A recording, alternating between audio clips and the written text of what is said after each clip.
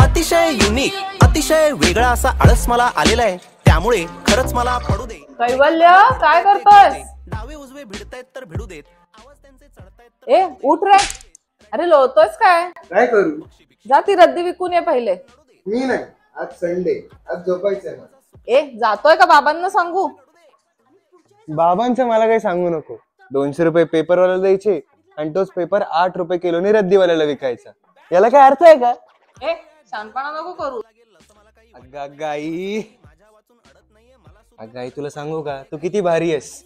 अगं तू घरात खत बनवतेस फुकटच्या कचऱ्याचं, तेही ऑर्गॅनिक.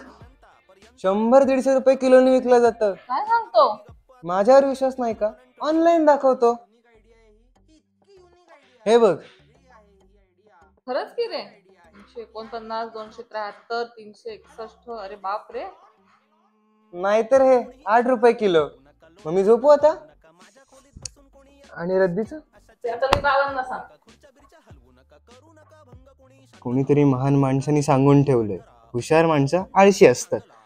पण ते खत विकून यायचंस ना तू. नक्की.